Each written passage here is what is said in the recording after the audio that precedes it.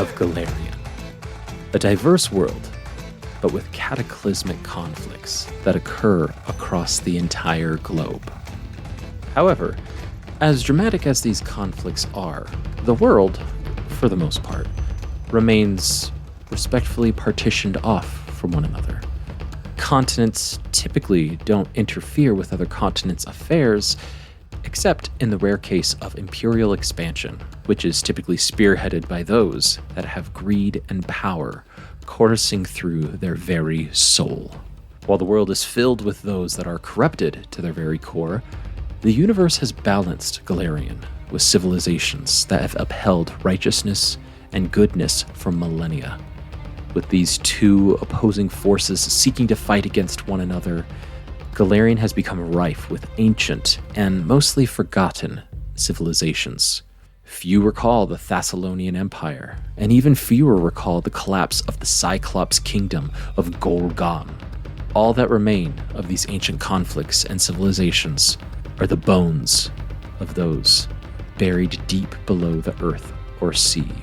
Those bones and perhaps a few magical artifacts. But we joined Golarion in a time of relative peace, at least a time of peace for land masses known as the Shackles of the Inner Sea.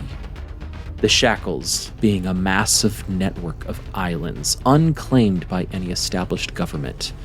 This area of the Inner Sea currently belongs to those that are called the Free Captains, leaders to a society of pirates who roam these waters waving their pirate flags with pride. Conflicts here are viewed as opportunities for pirate crews to rise in both infamy and to plunder gold and riches to their heart's desires.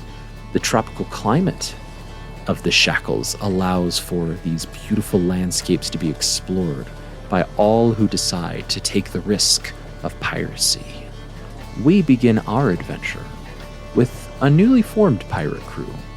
So new, in fact, they don't even have their own name for their ship. As their ship, currently named the Man's Promise, skims through the ocean at a steady clip, we zoom in to one of these crew members, dangling off the ropes, staring forwards towards the horizon. This individual is a woman. Mickey, why don't you describe her for us? The first thing you notice about Ignis is that she has bright red hair. Dark red lowlights and light red highlights streak evenly through her long hair. Sometimes several streaks even look like fine gold sparkling in the light. It gives one the distinct impression of fire. Unlike many in this land, she applies makeup to her face as part of her morning prayers. She wears a dark, smoky eyeshadow made of black charcoal with a gold streak that lines her unnaturally bright green eyes. Golden flecks freckle from cheek to cheek and across her nose, which can only be seen upon close inspection of her light complexion. A thin but noticeable scar stretches from one side of her nose, across her left cheek, and almost down to her jaw. It doesn't distract from her beauty. If anything, it enhances it.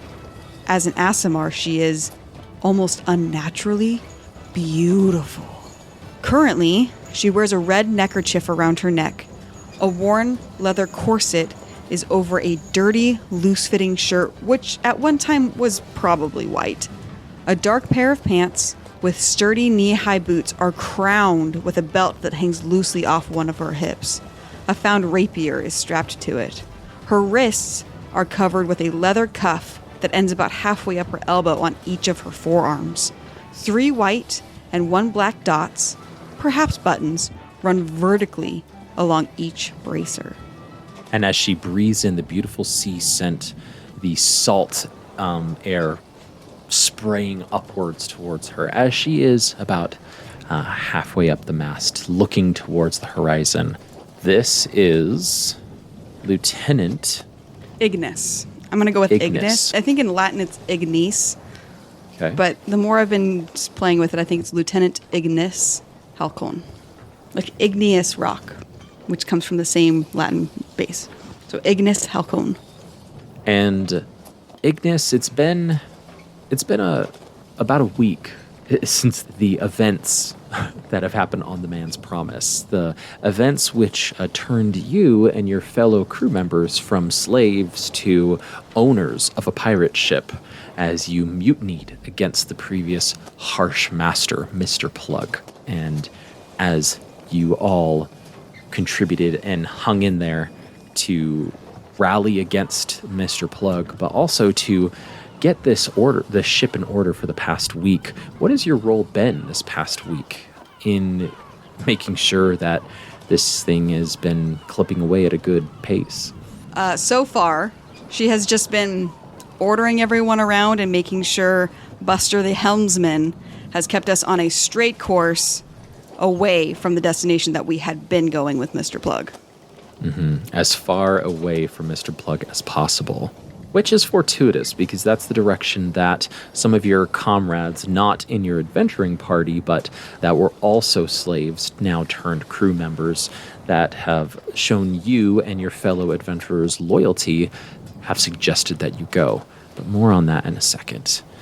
We go below, where we hear the faint plucking of an instrument as they are on guard duty in the prison.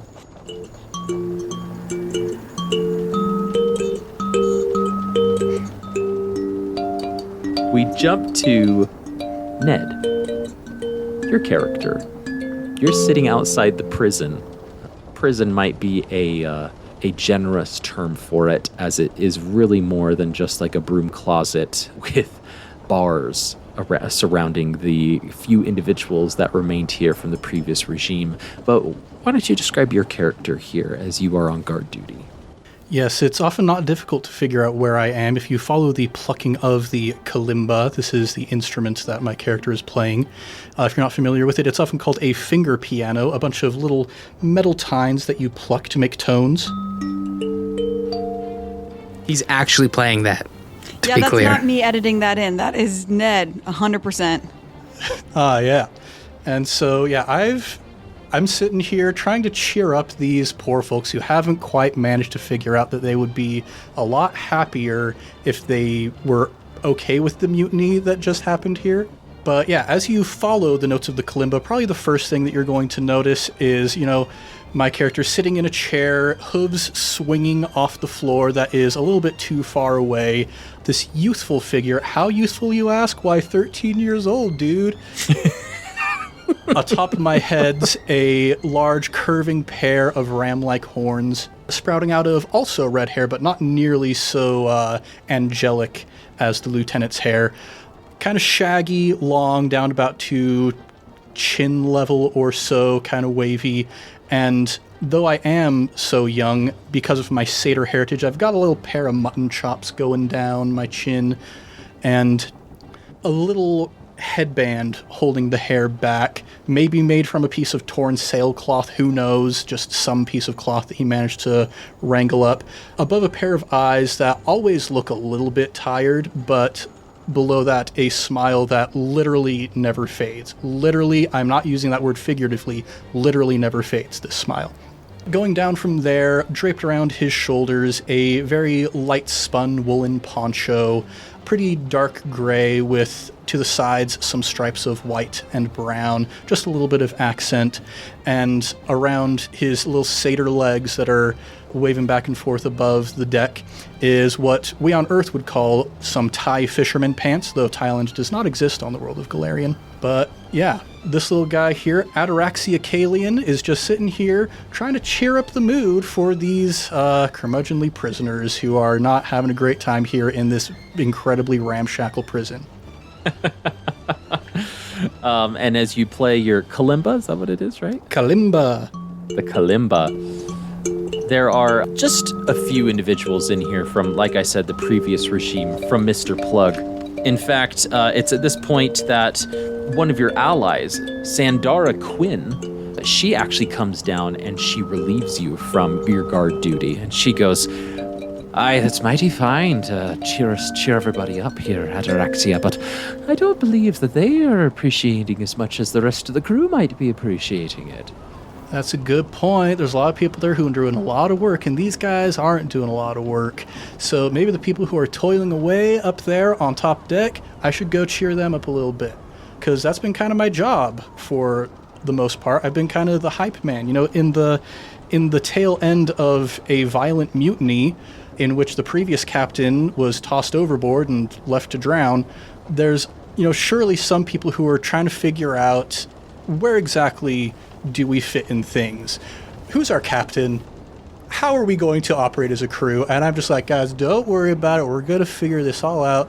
Don't you worry your little heads. We got a great meal coming up. Fish Guts, he got some awesome... He caught this big old flounder, and he's going to cook us a beautiful meal tonight. Aye, he did that. Mr. Croup, yes, he's... him and his... he's going to be... He's really keeping the spirits up. You can tell he's been saving the good stuff for after the mutiny, you know what I'm saying? And I appreciate that guy so much for it. Aye. Well, why don't you go on up ahead, Ataraxia? I'll stay down here with the lowlife for a little bit.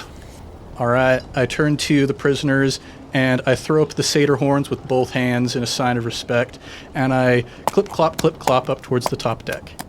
As you go to the top deck, on your way, you actually pass by the sleeping quarters. And there are not many people who are sleeping, but one of those people who happen to be in these quarters but are not sleeping is actually Jacob. Why don't you describe your character here? Sitting in a hammock, just kind of almost just looking around, almost like he sees more than you think, because it's just a regular sleeping quarters. It's a boarded up shipping sleeping quarters, but yet somehow he seems to be seeing things others don't. Is a very, very tall, about 6'8", muscular build. So yeah, ship's quarters are pretty cramped for him. Muscular build, not stocky, but... Well, any part of the ship is going to be cramped for him at that point. Seems like, anywhere that this person would be, he would be out of place. This is a 6'8", muscular built dragonborn with dark blue scales on him, with hints of accents around eyes, fingers, and kind of his claws gray, dark grays as well. He is wearing actually what many would consider, again, a very out of place thing. He is wearing scale armor that has been very patchwork painted to try and match his own scales, but are a little offsetting because they were probably just found in a locker somewhere on board after the takeover. But on top of those is anything and everything animal related. Furs, trappings. He actually does have a necklace that he was able to keep on him, full of claws, teeth, and nails of different animals that he has encountered, or beasts, among his adventures. In that, he also is right now toying with, this is kind of, he's looking around, but he's also using his hands to toy with something, and it looks like a very, very large crossbow. It actually, I would imagine, was actually one of the ballasts, the smaller ballistas that were on top of the ship that he just broke off and is now kind of toying with to try and fit his own capabilities and preferences.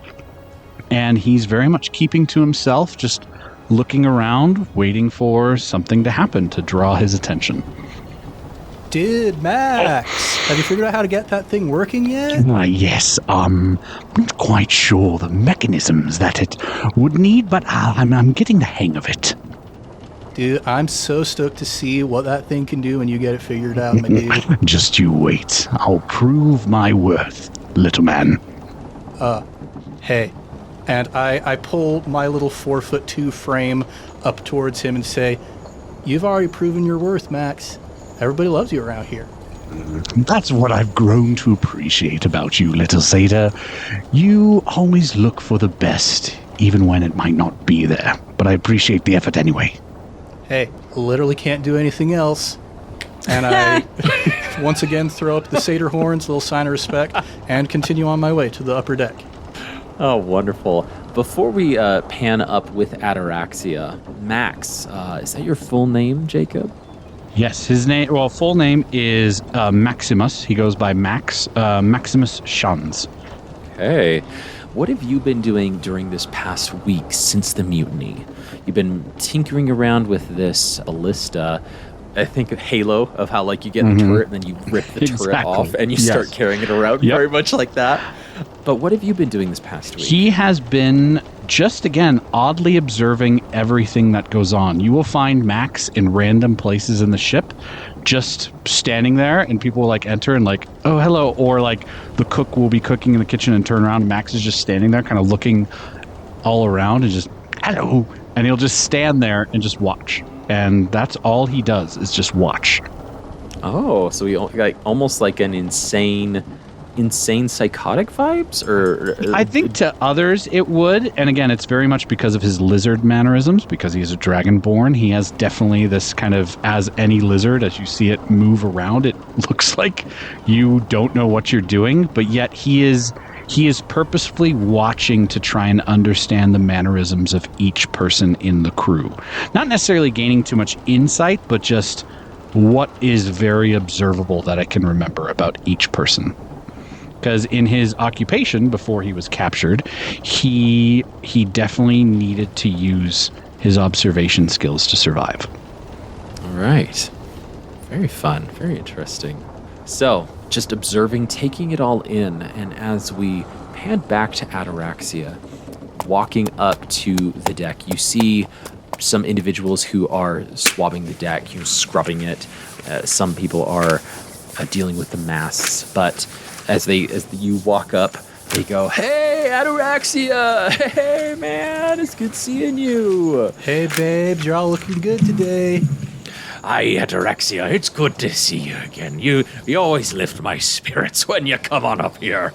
That's what I like to hear. This place is looking super clean. I mean, like, when we first got captured and press-ganged onto this ship, it smelled like, I mean, I don't mean to be crass, but it smelled like poop on here. And you guys have really turned that around. It was quite gross, I will admit, as the third individual up there. Like, we've taken quite some pride up here, making it as clean as we could. But if it weren't for your leadership, and for you and your comrades to free us from our previous tyrannical leaders, we would never have an opportunity to shine in this area. So we thank you yet again, Ataraxia. Dude, look at us. We're all coming together. We're making this happen. It's just going to be a good time, everybody. Mm-hmm. Speaking of good time, do you happen to know, And this older gentleman kind of looks to both of his comrades nervously. well, the thing is, we're more used to like a traditional hierarchy structure, and we're by means in no hurry to rush to another tyrannical situation. But have any one of you figured out who the captain might be yet? You know, we're still in process on that right now. I'm going to go commiserate with my bros and also the lieutenant, who I consider to be a bro, even though she's not a dude. I'm going to commiserate with all them, and hopefully we'll have an answer for you sometime in the near future. I know it's rough, but in the meantime, just enjoy the freedom that you have, not needing to be bossed around by anybody. Oh, right.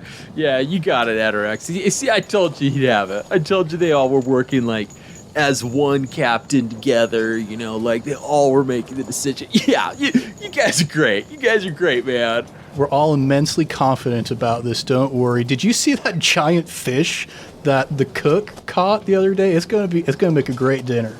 Yes, I've asked him to put some aside before he cooks it into like a little sushi roll. I'm quite delighted by that. Dude, I'm all for that. You guys keep doing the beautiful work. Once again, satyr horns as a sign of respect. And, yeah, we're so confident. Does he say satyr horns as a sign Satyr of respect? horns. Satyr horns. Satyr horns. Satyr horns. Sign of respect. And the youngest individual, he throws up his cedar horns and goes, "Cedar horns, yeah!" Yeah. While this is all happening, Buster, you actually see the entire thing happening below as you are at the helm. And Josh, describe Buster for us, please. So, Buster Bilgewater, he is a Harengon.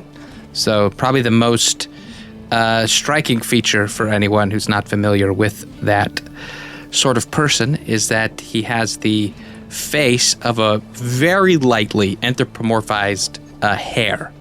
And particularly, I'm going for like a Belgian hare, very like kind of deep red, chestnut brown kind of fur, big long ears, and but stands, of course, upright like he's humanoid, and he's actually pretty average height for any of a human even, but very wiry and slim. He's got his ears poke out of either side of a wide-brimmed kind of sun hat. Nice, like, simply woven sun hat, very DIY'd piece of clothing. And around his neck is probably a little brighter red scarf that it has multiple layers wrapped around it, kind of thickly covering much of his neck and some of his chest and shoulders, and scrawled along the scarf is a very intricate pattern of what looks to be, some kind of yellow golden thread that's been embroidered in a kind of non-recognizable runic text all along it, and one might even not know that it's text, but it is. It might just seem like an atypical pattern, and he's standing at the helm. He's got a yellow piece of straw kind of poking out of his hair mouth, those jowls, and thinking to himself, squinting.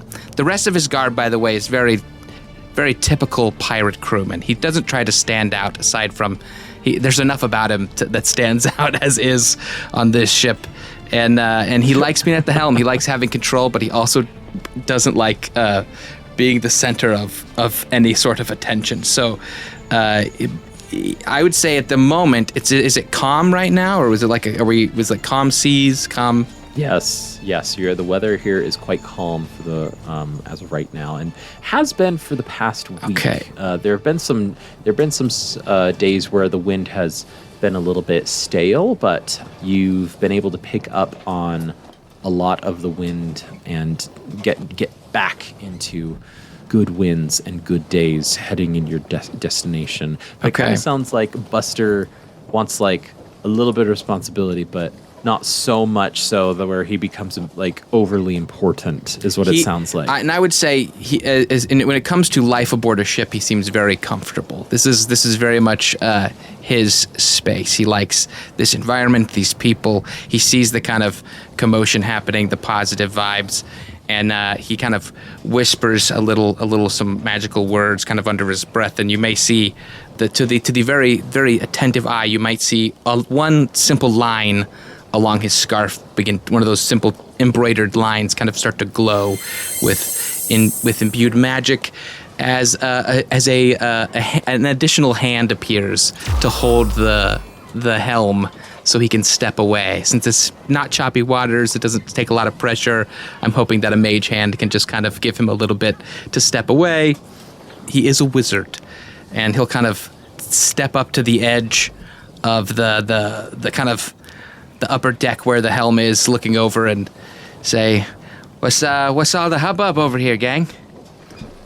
Dude, Buster, it's nothing to worry about. These guys are going to get back to work, but I do need to chat with you about a little bit of something. Sure, yeah, absolutely. He'll take the straw out of his mouth and pocket it in his vest. Happy to talk? Yeah, so the crewmates are getting a little bit antsy to figure out who the captain's going to be, and I feel that they're well within their rights to want a captain, because that's how it works on a ship, So right. I'm trying to remember if we decided on there's the one we talked about having like a fake captain who isn't real, but we like pretend is real. Yeah. From the rafters. Ignis has the feat observant. which allows her to read the lips of any creature that she can see. And as she can see, Ataraxia is starting to talk about a fake captain on the deck of the ship in front of the other crewmates. No, we're up on the helm. We're far enough away that they're not hearing us, right? Are you? She shouts down to him and just goes, Ataraxia! Buster! Where's Max? My ears go attentive real fast. Yeah, I saw Max. He's down in the sleeping quarters. He's working on that sick crossbow. Grab him. Meet me in the captain's quarters. Now. Cool. All right, and I run down and I kind of skid to a stop in front of the sleeping quarters. Hey, Max, the lieutenant wants to have a chat. I'll tell a local crewman, I'll be like, hey, that hand's going to disappear when I walk away too far. Just go grab the helm before it does, and I'll head to the captain's quarters. The older individual is like, I'll go up there and I'll make sure we don't drown. My understanding is on a typical ship, there's multiple people who can operate the helm. It's not a dedicated position. Though I think Buster prefers being there when he's out. He likes the smell of the salty air. Mm-hmm. Yeah. So this individual goes up to the top and he's like, all right, fine. Thanks there, Pegleg.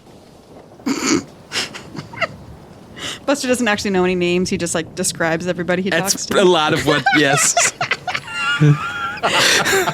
Hey there, Wart Face. You're doing a great job.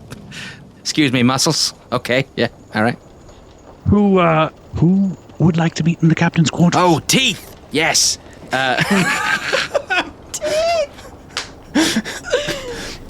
Not that they're bad, just that he has them. That is something unique about Max is he is always smiling. And so that is another disconcerting factor for him. Like a crocodile almost just... Wow, we got Ataraxia smiling, Max smiling. All right. I'll point back to the cab and be like, we're having a little chat about... Whoa, okay. Got to remember, you're my friend. We're having a little chat. Were you nervous? No, I mean, a little, Yeah, you yes. seem a little Would you nervous. want me to be nervous? No, of course not. I don't eat you. That definitely. And he just keeps walking. Oh, good Lord. Heavens. Oh my God. Okay. I believe him. Let's go. You go in the captain's quarters, and this captain quarters is actually pretty bare. You've moved a lot of stuff out from the old regime, which you know was not long-lived before then because this ship had been captured by your previous quote-unquote captain before you all were set sail on the Man's Promise here. So it's a little bare, and each of you have kind of brought like one thing in here, but you're in that awkward space of like, well, should I bring my stuff in here? Should I not? Like, where are we? Like, but so each of you have brought one thing of your personal items in here. And Max, what is that one personal thing that you brought into the captain's quarters that's just kind of chilling in here? Personal item. Ooh, that's a good question. Oh yeah, I'm going to say it is a book that has a lock on it, but on the outside of the book there is engraven into the cover 2 gems. This is something that he kind of smuggled on even as being captured. One is of a sapphire and one is of an emerald. And you can see him occasionally open it up and kind of scribble a couple things down. He doesn't write in it ever for long, but he writes like 1 or 2 lines and closes it, locks it back up. And he just keeps it kind of on his side of the room. All right. Buster, what's the personal item that we would find in here, this captain's quarters? Perhaps maybe some, a small, like a medium-sized pouch. I can travel with it if I need to, kind of like a messenger bag filled with various components that I don't like being too far from my person. But I also, it's a bit cumbersome to have to lug everywhere all the time. So Right. yeah, it's got So just legumes filled and with- some different, Yeah. it's very smelly. It has a lot of different scents that come out of it. Very smells of the farm, perhaps. Have to spray it with some lavender scent every once in a while. Yeah. I mean, it's Just pretty smell- bearable when it's closed, but when he opens it, it's like, whoa, okay, yeah. Whew. Oh gosh. What's been dying in here? Literally. Okay, cool. Ataraxia. What personal item would we find in here? Yeah, so noticing that we're starting a little bit of a library, I have a series of scrolls that were left behind by my mother when I was very, very young, from when she was, working the taverns across the island of Absalom. She would talk with all kinds of colorful people who would tell her all kinds of awesome stories, and she would record these stories in these scrolls and tell them to Ataraxia and to the other children. And he holds on to them because they're his inspiration, essentially. But for the time being, he has his own stories to write, so he needs room for blank scrolls in his bag. So he's put these ones here in the captain's quarters right next to Max's book. Awesome, yes. And Ingrid. Nope. Pronunciation? No? Ignis. Ignis, cool.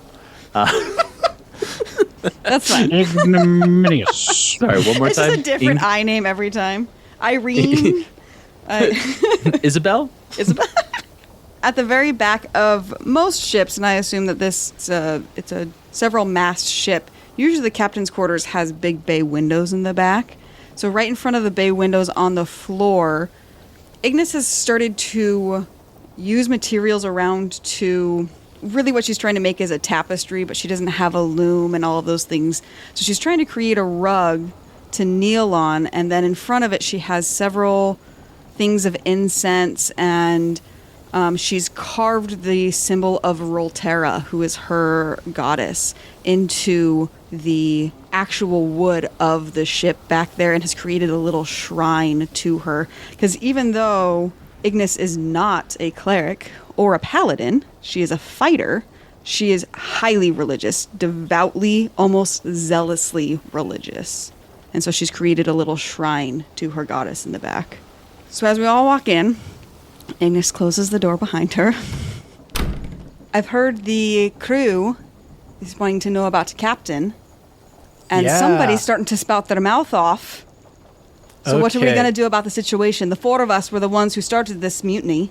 And I think we need to figure out a solution. Yeah, so it's been a while since we chatted about this last time. Raise your hand if between then and now you suddenly feel confident that you can be the captain. And Ataraxia does not raise his hand. Ignis does not raise her hand. I will move to the chair behind the desk. and just and I'll put my feet up, but I'm not going to raise my hand. I'm just going to relax and watch what's unfolding. Saying verbally, not even raising it, just saying, no. Don't everybody jump in at once. So this is the problem that we're having. Yeah, so I'm trying to remember. I pull out one of my scrolls. Okay, pretty jumbled notes. So option one, fake captain. I mean, it's funny. It's a funny idea. Next option, we pretend that one of the crewmates is our captain, but they aren't really, and we're pulling the strings behind the scenes. I think Fishguts would make an awesome fake captain. Everybody loves that guy. The problem with that is... Oh, wait, are we just outlining first? I don't want to get ahead of ourselves if you want to keep rolling. Yeah. Next option, we let one of the crewmates actually be the real captain. I've been watching this crew for a week. There's no one out there that can handle this. Agreed. I'm with Iggy. Cool. Bonus option, every time we meet somebody new, we tell them a different thing. That's a fun one. I feel like that kind of goes along the idea of a fake captain. I don't want to be in charge of a pirated crew. I do think we run the risk if we actually make someone that everybody knows a fake captain, we run the risk of them actually becoming the captain. Right.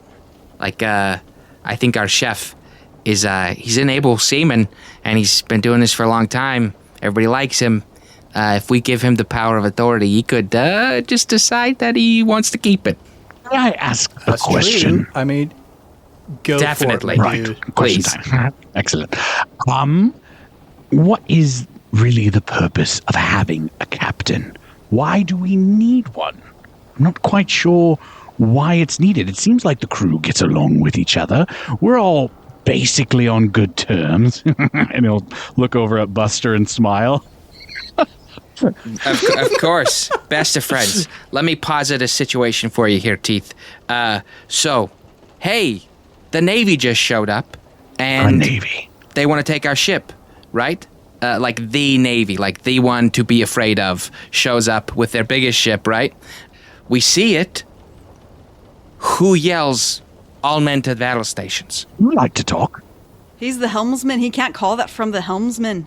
Haven't you ever been on a ship before? He'll look at the satyr. You like to talk. Why not you? The chain of command's important. That's all I'm saying, is we need to know who's making calls when calls need to get made, and you don't question them. If we don't have a definitive source of leadership, at least a general idea when circumstances arise. We have a fake captain. The fake captain can't call out. Oh, shoot, that's a good point. We need a captain. We need a fall guy in case any information gets out about our A ship. stooge. They're going to come after a ship that mutinied. Heaven forbid that anybody find Plug in the water. Yeah, they're not going to find him. Don't worry. He's definitely rotting on the The sea sea floor right is deep. Yeah. He's a The sea is deep. But if we're going about plundering, are you going to be in charge of the ship? Are you going to be the one that has to parlay with everybody or come into the port? You want your name on the side of the ship? Dude, do you want me to be the captain? No one's going to respect a 13-year-old. a child, the That's captain. what I'm thinking. Like, I'll be the captain if people want me to be the captain. But Look, if people I want me to be the have captain. a proposal. What if our captain is Captain Pluck? You know, He's dead on the bottom of the sea. only we know he's dead at the bottom of the sea. Nobody else in the whole world No. knows. That is accurate. Listen. Plug was Plug, a small. Pluck.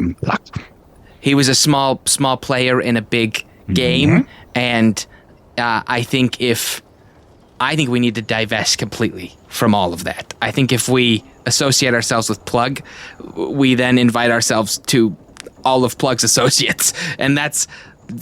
I'm just saying from experience. But if he has the networking, when we come into port, at least that's We a have a reputable variable name. name. But it's to his back name. us. It's his. terrible. He's the worst. He's the We don't worst. want- I think there's a clear. I think for the sake of decisions being made about plunder and where to go and what to do next, I like what we've got here. The four of us, I think we're all very capable, smart, and I to some degree I do trust each of you. I do think there is a clear individual amidst the four of us that would be best suited for the duties of a captain aboard the ship while we are at sea. And she's got a huge hat. Huge She pulls tricorn at the hat that she found. So here's the main thing that I'm kind of thinking of is we also got to look at this from a PR angle. We want people to quiver in their boots whenever they hear that we're coming near. So we need a captain who's going to be fearsome, who's going to command respect from those around them.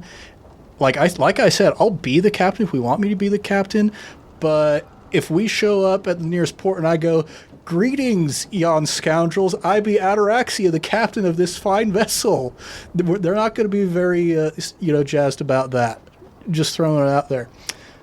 I'll take care of the captain duties on the day-to-day, but I think that we should have somebody, even if we make up a name, that when our exploits get out, we can blame it on them. That's what my perception is.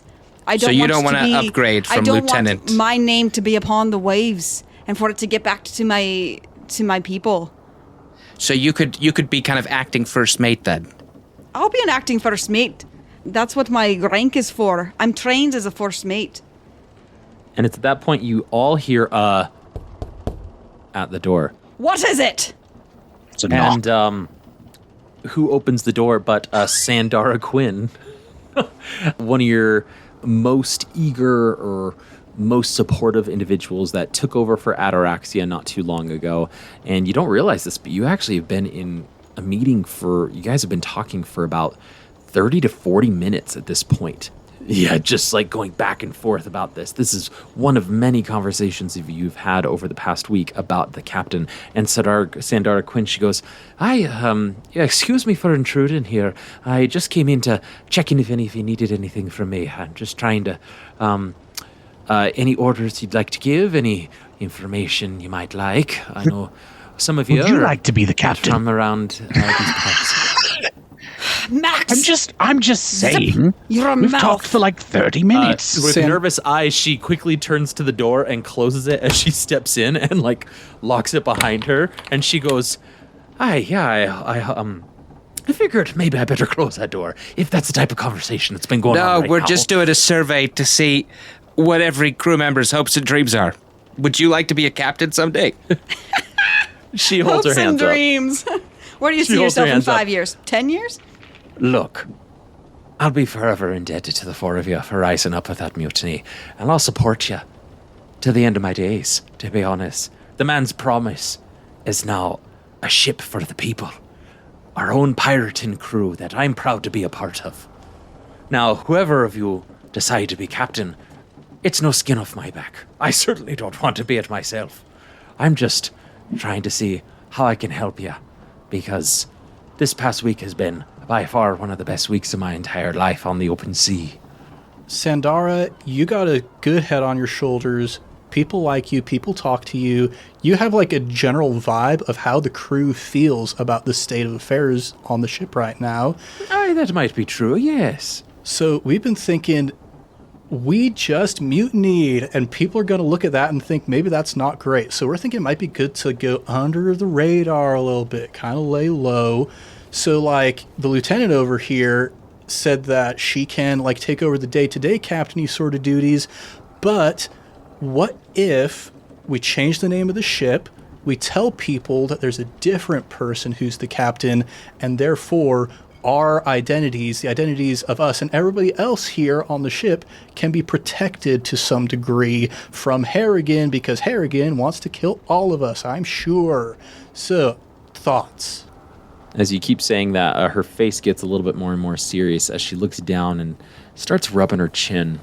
It's at that point she pulls out from her pocket a white wooden pipe that she kind of like sticks something in the end of it. She puts it up to her mouth. She goes, "Do any of you have a light, by chance?" Ignis will pull out of her pocket this small glass contraption. The whole thing is glass, but it has a magnifying glass on the end of it that has a concave angle to it. And as she casts light and she refracts it through the lighting instrument, it lights the edge of her pipe. And just very finely starts to smoke. Then she goes, "Appreciate it. You bring up some good points there, Ataraxia. Harrigan will not be pleased once he finds out that the man's promise is no longer under his banner. That's very true. And so changing the name, as she gestures forward with her hand holding the pipe, a swell idea. I agree, I like it, but I don't believe it's going to be quite enough. If Harrigan ever did happen to come across us, he probably would be able to pick out this ship in the moonlight. In fact, as he describes this ship to others seeking retribution and rewards for bringing the man's promise to him, the very shape of this ship is probably going to give us away to some of those people. But, as she gestures to each of you, I happen to know a place where we might be able to take this place to get it squibbed, you might say. Cleaned up. I like squibs. Aye, yes, as she points to you, Ataraxia, and then to Buster. As you should like squibbing, getting this cleaned out, so to speak. It's one place where you could semi-officially change the name, but even more officially change the shape and nature of the ship as it stands. Sandara, this is why you are the freaking best. Okay, I like this idea.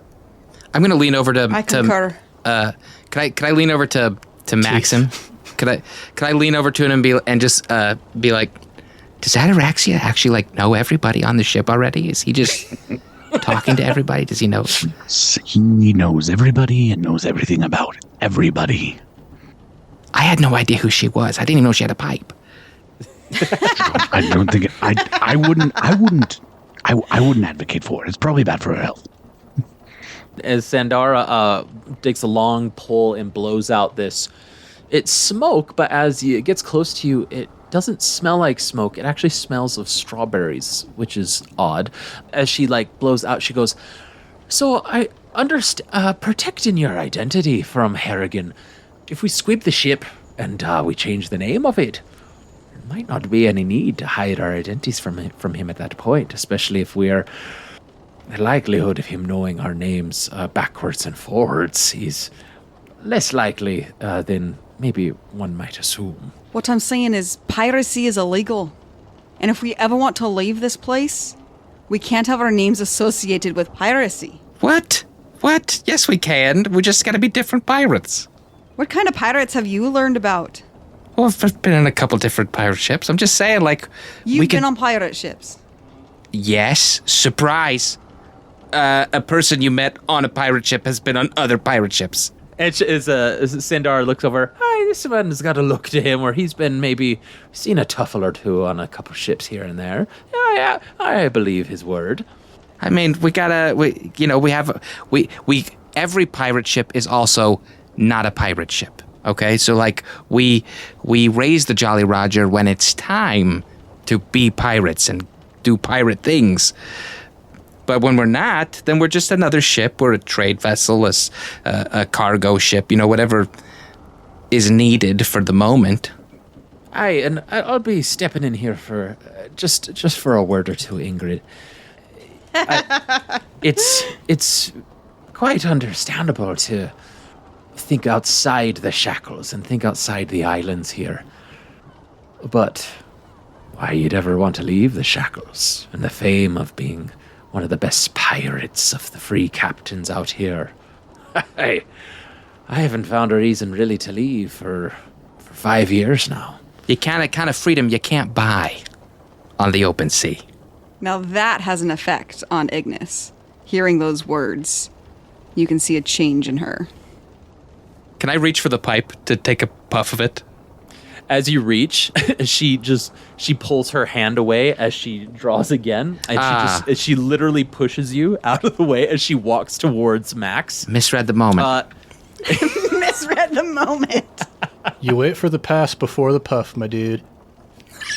Oh boy. I'm both impressed and a little frustrated that the 13-year-old is doing a much better job with people than I am. It's great. Mickey is dying right now. Oh my gosh. As she goes over to you, Max, she looks at what you're working on there, and she goes, "What do you say to all this, Max?" It's Max, right? Yeah. Yes, Max. That'll be fine. I say we're talking too much. We need to do. I've always found that talking too much results in not doing much at all. So, this is what I'm going to suggest. And he walks over to his book, and he actually reaches over and to one of the jewels that's on the outside, and he actually twists it a certain way and pops it out. And this is the sapphire that is in there. And as he pulls it out, you actually see that it is somewhat actually of a dice. And he goes, "This is what I'm going to suggest. We leave it to chance. Who shall be the captain?" and he shows the dice to everybody, and he goes, and he points at the lieutenant. And this is 1, the sun, the wind, and he points at, and in these dice are carved different little insignias. One is of a sun, one is of the wind, and he points at Buster for the wind, the sea, and he points at Addie, and the storm. And he points at himself, and that's 4. Let's roll, and let's let fate decide who our captain is. Trust your heart, let fate decide, as a great bard once said. I love you. You're perfect, never change. Yes. All right. So, Mickey's 1, Josh is 2, Ned is 3, I am 4. Hot dang. Both Buster Oh, boy. and Josh are overjoyed at First this. roll of the game, the season, is to determine who the captain is. This is so great, guys. This is so great. I'm so happy right now. boy. I'm so happy. Jacob, roll it. What's your answer, Chance? It is the sea. And he looks at Addie. Dude, if the fates have decided that I'm the captain, let's go for it. Okay. Can I snag Ignis's hat off of her head and put it on his head? Gosh. It was a 3. So, Ned, you are the winner. Yes. Man. Yeah, it doesn't quite fit over my big old horns, but Hanging from a horn. I kind of cock it in a jaunty angle, and I walk to the door and I kick it open with my hoof. And I say, "Greetings, my friends, my noble comrades aboard this ship. After much deliberation, we, as a crew, have decided that it would be best if I, Ataraxia, be the captain of this vessel. Will ye have me as your captain, my dudes?" I will have you. And Max walks out like standing as tall as he can in his 6'8" form.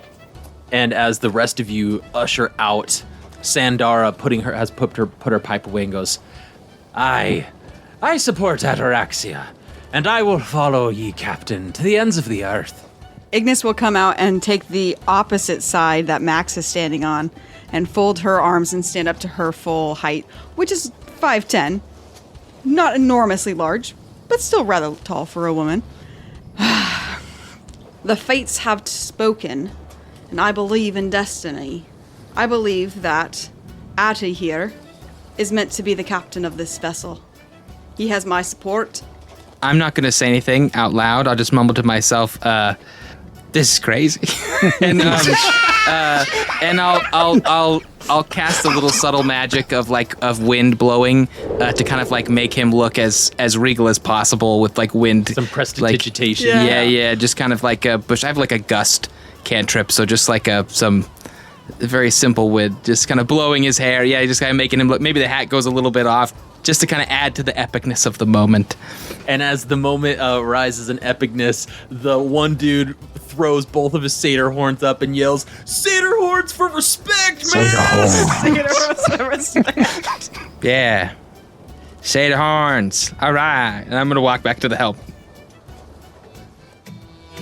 And that is where we're going to end the first episode of season 2 of I Cast Fireball. This is crazy. This is crazy. We've been talking in our Plots Against the DM chat for like 3 weeks yeah, about several. who's going to be the captain.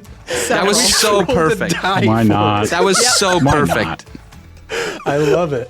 Oh my gosh. I loved that so much. man. It does make sense the bard is the face of the crew. I mean, yeah, here we go. But what I like is that the way, like, our biggest thing against the, like, in the Plots Against the DM was, like, who's going to follow a 13-year-old? Like, Ned would be such a great captain, but who's going to follow a Agreed. 13-year-old? But everything leading up to that conversation was, like, showing Everybody loves him, that yeah. everybody loves him. And I was like, Yeah. that is genius. Yeah. That and was I- great, man. And I got my muscle to back me up whenever we have angry negotiations with other pirates. 6'8". There- Max. This There big, was- and we Yeah. were this There was one big. moment, Jacob, when you rolled the dice and hadn't told us, and in my head I thought, if he says wind, oh God, oh God, oh God, oh God, oh God. Like, please don't let it be wind. There's a 3. That's the same. The dice has decided. I was so terrified for a second. It was like so chaotic. Man. Oh, I'm so happy. Well, folks, what a fun first episode to bring in new characters, a new scenario, a new setting, a new adventure, and a new cast member, Josh. Hello, welcome. Oh, hey, Josh is hey, here. Josh. Surprise. Yeah. Just Josh, blow and win. Blow and win. Josh is that new cast member we've been teasing for season 2. He is going to join us. It's a regular Yeah. season. And it's going to be a blast. We're going to have so much fun here. We're just so excited, as you can tell. They've been chatting in the text thread that I cannot see, which It still blows my mind that they have something like that for 3 weeks, ever since we had our session 0. Folks, listeners, we have been pouring in a lot of love and a lot of creativity into this, and we hope that you've seen that creativity in the first episode here and that you'll continue to see that. We've got fun and engaging relationships. We are in the open seas, which is always pretty fun in my opinion, but we've got other like homebrew mechanics that are going to be coming up, which I'm going to be reaching out for and getting advice, getting some maybe like play testing as well, and just some advice from you guys, the fans, to help us out to make this a really meaningful, really fun season 2. But like we ended always, Ned, Jacob, Mickey, and Josh, thank you so much for joining. And listeners, thank you for joining us for season 2. We always want to shout out our sister podcast, Improv Tabletop, where they also have some super fun, engaging, mechanically interesting campaigns that they have going on over there with Fate RPGs and their Miceborne campaign that they've got going on using the Mouse Ritter TTRPG. Go check that out. And don't forget to leave them a 5-star review. But until next time, I'm Thomas, your DM. And around the table, we've had Lieutenant Ignis Halcon, Simus. Shans. Captain Ataraxia Kalian. And Buster Bilgewater. Let's keep that fire going, everybody. And we'll see you all next time.